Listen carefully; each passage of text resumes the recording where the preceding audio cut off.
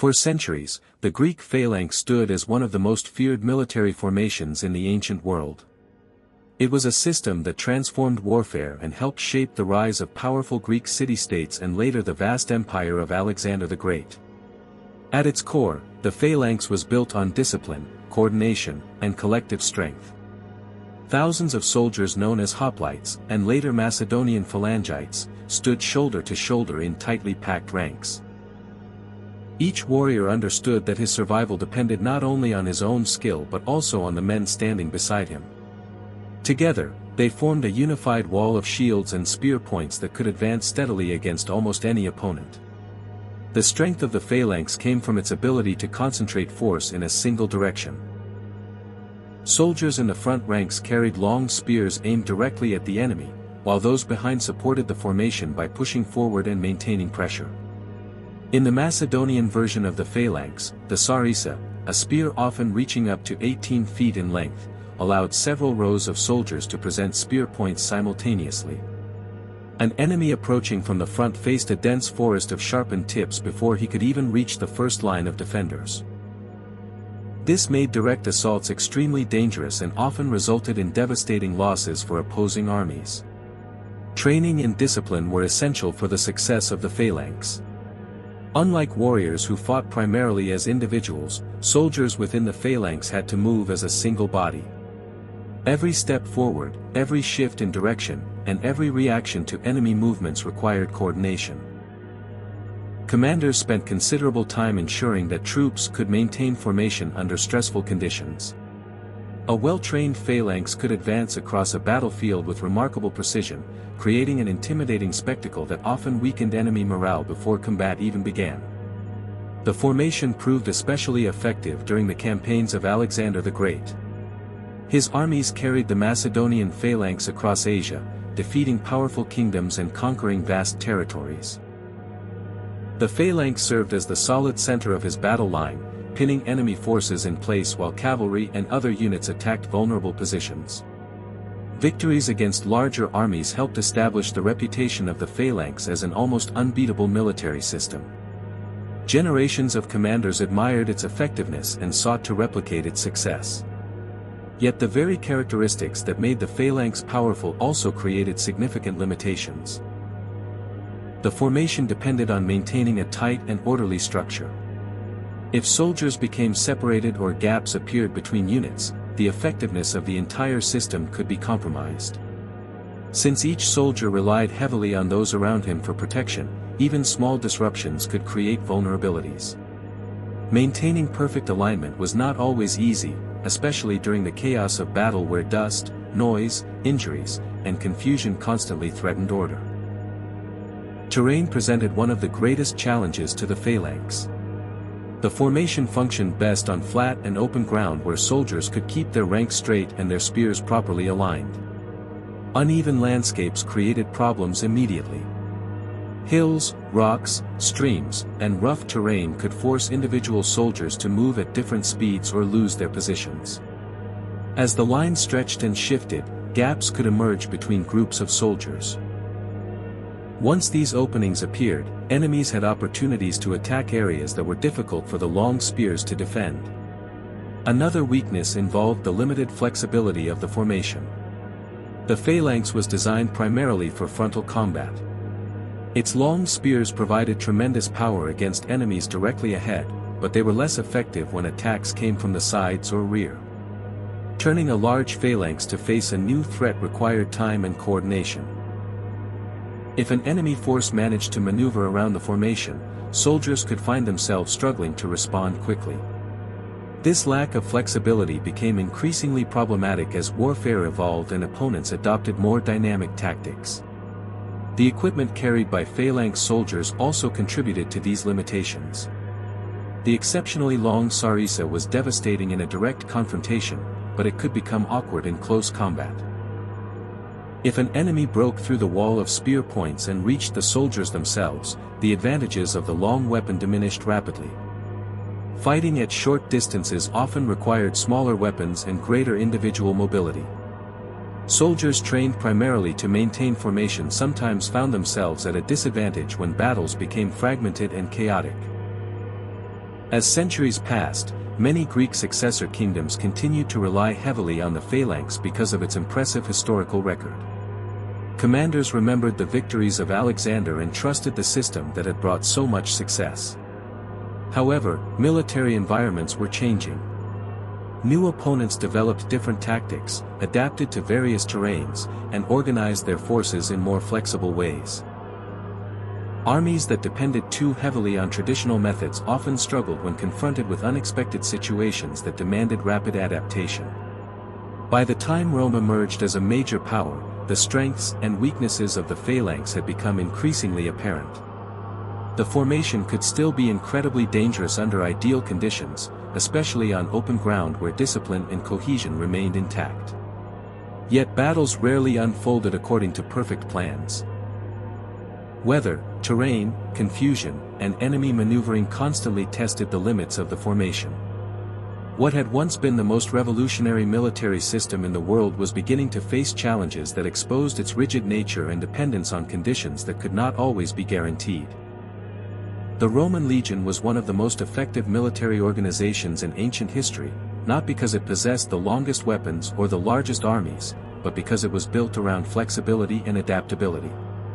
While many ancient armies relied on rigid formations that performed best under specific conditions, the Roman legion was designed to function in a wide variety of situations.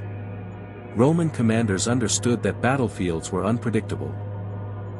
Terrain, weather, enemy tactics, and sudden developments could alter the course of a fight within moments.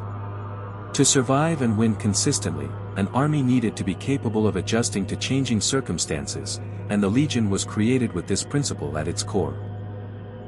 Unlike the Greek and Macedonian phalanx, which depended on thousands of soldiers moving as a single massive formation, the Roman legion was divided into smaller units that could operate independently while remaining part of a larger fighting force.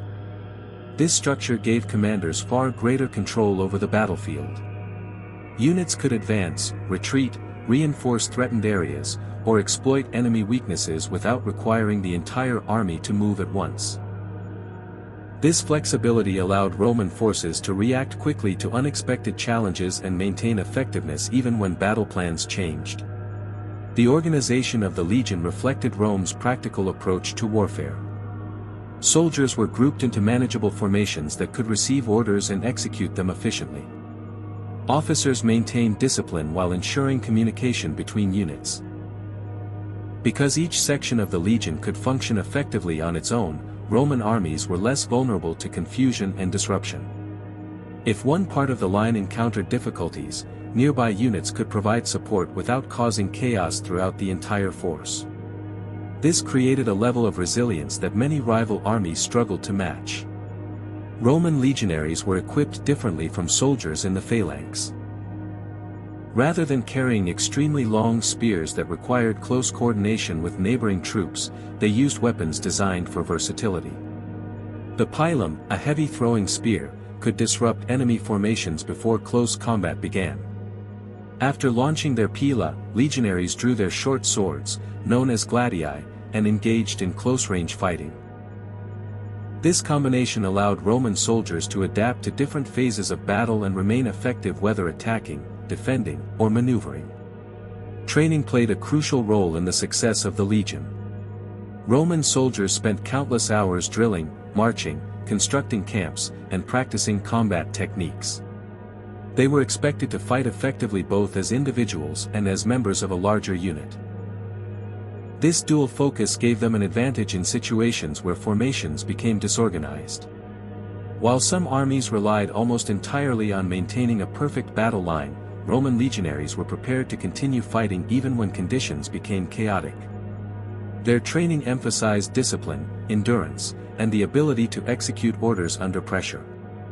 Terrain was another area where the legion demonstrated its superiority. Ancient battlefields were rarely perfectly flat, and natural obstacles often disrupted large formations. The Roman system allowed units to maneuver across hills, valleys, forests, and uneven ground with far greater ease than armies dependent on rigid structures. Legionaries could adjust their positions while maintaining combat effectiveness.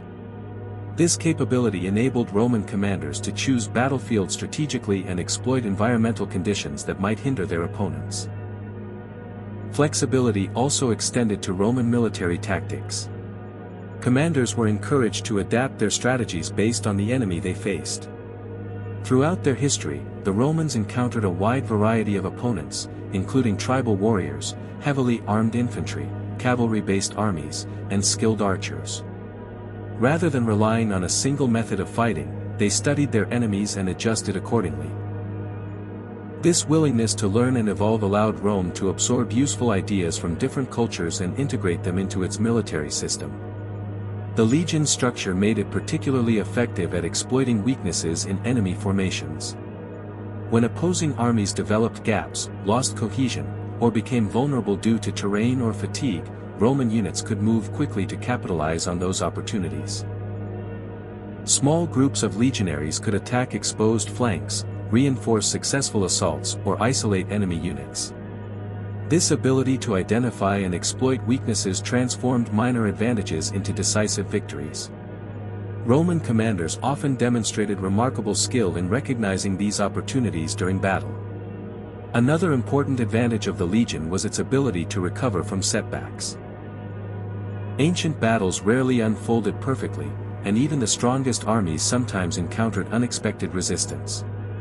The Roman military system allowed commanders to reorganize forces, rotate exhausted soldiers, and commit reserves where needed. This flexibility reduced the likelihood of complete collapse when things went wrong. Opponents who relied on a single massive formation often found recovery far more difficult once their battle lines began to break apart. As Rome expanded across the Mediterranean world, the effectiveness of the legion became increasingly evident. It consistently demonstrated an ability to overcome larger armies, adapt to unfamiliar environments, and defeat opponents who relied on older military traditions. Its combination of disciplined soldiers, flexible organization, versatile equipment, and adaptive tactics gave Rome a significant advantage in warfare. While other armies often depended on ideal conditions to achieve success, the Roman legion was designed to thrive amid uncertainty, allowing it to remain effective across countless campaigns and diverse battlefields. The superiority of the Roman legion over the Macedonian phalanx was not established through theory alone. It was proven on the battlefield in a series of hard-fought conflicts that changed the balance of power in the Mediterranean world. For generations, the successor kingdoms of Alexander the Great had continued to rely on the phalanx, believing it to be the pinnacle of military organization. The Romans, however, brought a different system to war. One that emphasized flexibility, adaptability, and decentralized action. When these two military traditions finally met in major battles, the results revealed which system was better suited to the realities of warfare in the evolving ancient world. One of the most significant tests came during the Second Macedonian War, a conflict between Rome and the Kingdom of Macedon. Macedon was ruled by King Philip V, who sought to maintain his kingdom's influence in Greece and the surrounding regions. Rome, fresh from its struggles against Carthage, had emerged as a powerful force in Mediterranean politics. Tensions between the two powers eventually led to open war. As the campaign progressed, both sides maneuvered through the rugged landscapes of Greece, searching for an opportunity to deliver a decisive blow. That opportunity arrived in 197 BC at the Battle of Cynoscephalae. The battlefield consisted of rolling hills and uneven terrain, conditions far from ideal for the Macedonian phalanx. Early in the day, thick fog covered the area, making it difficult for commanders to see the movements of their own troops, let alone those of the enemy. Units from both armies encountered one another unexpectedly, and what began as scattered engagements gradually developed into a full-scale battle. The chaotic conditions would soon highlight the strengths and weaknesses of both military systems.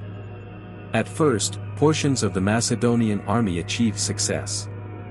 Where the phalanx managed to form properly and advance on suitable ground, it demonstrated the same terrifying power that had made it famous. The long sarissas projected outward in multiple rows, creating an almost impenetrable wall of spear points. Roman soldiers who faced these formations head-on struggled to make progress. The weight and momentum of the advancing phalanx pushed back sections of the Roman line, showing that the formation remained formidable when operating under favorable conditions. However, the battlefield was anything but favorable. The hills and uneven ground prevented the entire Macedonian army from forming a continuous and cohesive battle line. Some units advanced while others lagged behind. Communication became difficult, and portions of the army found themselves isolated from one another. As gaps appeared between formations, the weaknesses of the phalanx began to emerge. The very structure that made it powerful in a frontal assault now made it difficult to adapt to rapidly changing circumstances. Roman commanders quickly recognized the opportunity. Rather than continuing to attack the strongest parts of the phalanx directly, they exploited the vulnerable areas created by the terrain and confusion. Legionaries moved into gaps between Macedonian units and attacked exposed flanks. The long sarissas, so deadly from the front, offered little protection against enemies approaching from the side. Roman soldiers armed with short swords and large shields excelled in close combat, where individual initiative and flexibility played a greater role than maintaining formation. One of the most famous moments of the battle occurred when a Roman officer, acting on his own initiative, led troops against the rear of a Macedonian formation that was still engaged with Roman forces to its front. The phalanx was not designed to fight effectively in multiple directions at once. Unable to turn quickly or reorganize under pressure, many Macedonian soldiers found themselves trapped. What had begun as a strong position rapidly deteriorated into confusion and collapse. The battle ended with a decisive Roman victory and sent shockwaves throughout the Greek world. Yet Cynoscephalae was not the only battle to demonstrate the effectiveness of the legion. Nearly 3 decades later, another confrontation would reinforce the lesson. In 168 BC, during the Third Macedonian War, Rome faced the forces of King Perseus of Macedon at the Battle of Pydna. Once again, the Macedonian army relied heavily on the traditional phalanx. Once again, the battle would reveal both the strengths and limitations of that formation. The initial stages of the engagement seemed to favor Macedon as the phalanx advanced with impressive discipline and power. Roman soldiers initially struggled against the dense wall of sarissas. The formation appeared nearly unstoppable as it moved forward across the battlefield. However, as the fighting continued, the terrain began to disrupt the carefully ordered ranks. Small breaks appeared in the line as soldiers navigated uneven ground. These gaps, insignificant at first glance, became critical vulnerabilities. Roman legionaries seized every opening, pushing into spaces between units and engaging the Macedonian soldiers at close range, where the long spears became cumbersome and difficult to use effectively. The Battle of Pydna ended in a crushing Roman victory and effectively marked the end of Macedonian independence. More importantly, it confirmed what Cynoscephalae had already suggested. The Roman legion's ability to adapt to changing conditions, maneuver independently, exploit weaknesses, and fight effectively in diverse situations gave it a decisive advantage over the more rigid phalanx. These battles became defining moments in military history, demonstrating that flexibility and adaptability could overcome even the most celebrated traditions of warfare. The conflict between Rome and the Greek successor kingdoms was far more than a struggle for territory or political influence. At its deepest level, it represented a clash between two different approaches to military development. The Macedonian phalanx had once been the most revolutionary battlefield formation in the ancient world. It helped create one of history's greatest empires and inspired generations of commanders. Yet by the 2nd century BC, Rome had developed a military system that was fundamentally different in its philosophy. The eventual triumph of the legion over the phalanx was not simply a victory of one army over another, it was a demonstration of how military evolution can reshape the balance of power between civilizations. Military evolution is rarely a sudden process. It usually occurs over generations through experience, experimentation, adaptation, and the willingness to learn from both victories and defeats. Rome did not create its military system overnight. Early Roman armies underwent numerous changes as they encountered different enemies across Italy and beyond. Each conflict provided new lessons. The Romans observed the strengths and weaknesses of their opponents and continuously modified their tactics, equipment, and organization. This ability to adapt became one of the defining characteristics of Roman warfare. The Greek successor kingdoms inherited the military traditions established by Alexander the Great and his father, Philip II of Macedon. These traditions had achieved extraordinary success. The Phalanx had defeated powerful enemies and conquered vast territories stretching from Greece to India. Because of these achievements, many rulers believed the system required little improvement. The victories of the past created immense confidence in the formation's effectiveness. Over time, however, that confidence sometimes discouraged innovation.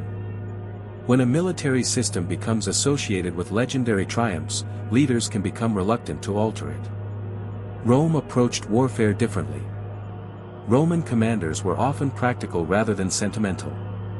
They respected successful methods, but they were not bound by tradition for its own sake. If a tactic proved effective, they adopted it. If a piece of equipment offered advantages, they incorporated it into their armies. This willingness to learn from others allowed Rome to absorb useful ideas from a wide range of cultures. Rather than viewing military development as a completed process, the Romans treated it as an ongoing effort to improve their chances of victory. Adaptability gave Rome a significant advantage when facing diverse challenges. The Mediterranean world contained an enormous variety of landscapes, climates, and opponents. Roman armies fought in mountains, forests, deserts, and river valleys. They encountered tribal warriors, cavalry armies, heavily armored infantry, and skilled archers. A rigid military system designed for a narrow set of conditions would have struggled in such an environment. The legion's flexibility allowed Roman commanders to tailor their approach to each situation, increasing their effectiveness across a wide range of campaigns. The structure of the legion itself reflected this evolutionary mindset. Instead of relying entirely on a single massive formation, Roman forces were organized into smaller units capable of independent action. This structure made it easier to respond to unexpected developments during battle. If one section of the line encountered difficulties, nearby units could adjust quickly. If an opportunity appeared, commanders could exploit it without disrupting the entire army.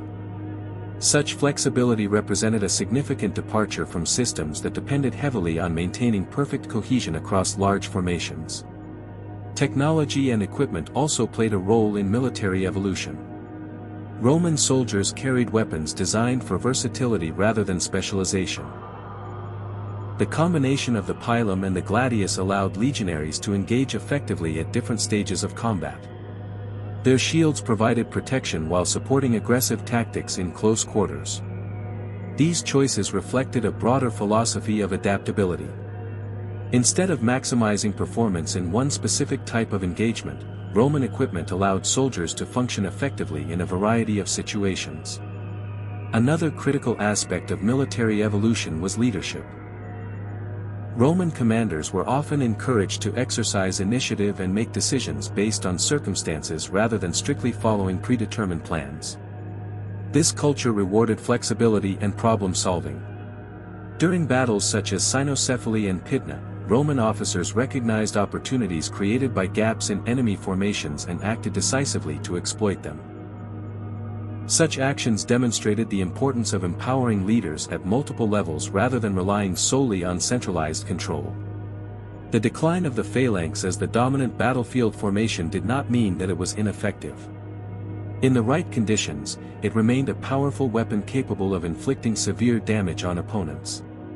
Its long spears, disciplined ranks, and concentrated force made frontal assaults extremely dangerous. However, warfare was changing.